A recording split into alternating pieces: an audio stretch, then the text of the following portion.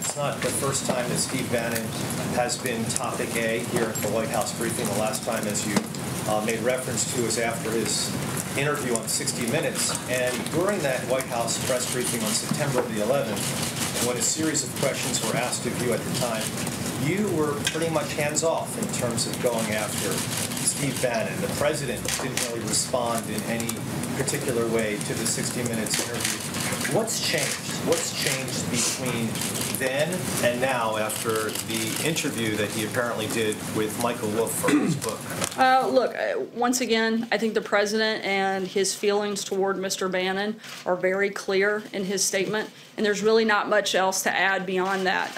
I don't think there's much gray area in what his feelings are. Francesca? Thank you, Sarah. But to pick up on that, this is a pretty dramatic falling out between the president and someone who worked on his campaign and also worked in this White House very close to him every day.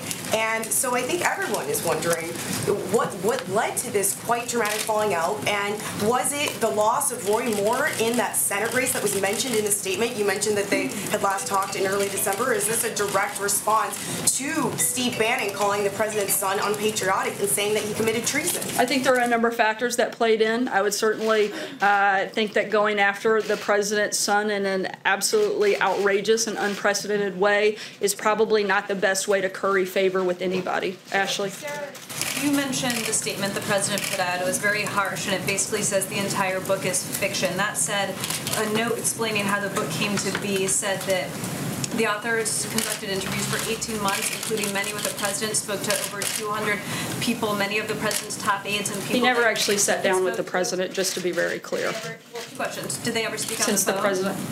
There was one brief conversation that had nothing to do originally with the book. It was, I think, around 5 to 7 minutes in total since the president's taken office, and that's the only interaction that he's had.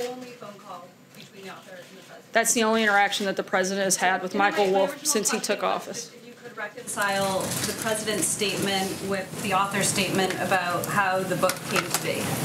I'm not sure what the author's statement is on how the book came to be. I know that the book has a lot of things so far of what we've seen that are completely untrue. You have many people that have quotes that are sourced to them that are now coming out publicly and saying that those things are not true. And so I can't speak to what the author's comments were. I can only speak for the White House. Darlene?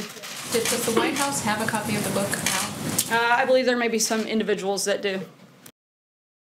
Hey there, thanks for checking out CNBC on YouTube. Be sure to subscribe to stay up to date on all of the day's biggest stories. You can also click on any of the videos around me to watch the latest from CNBC. Thanks for watching.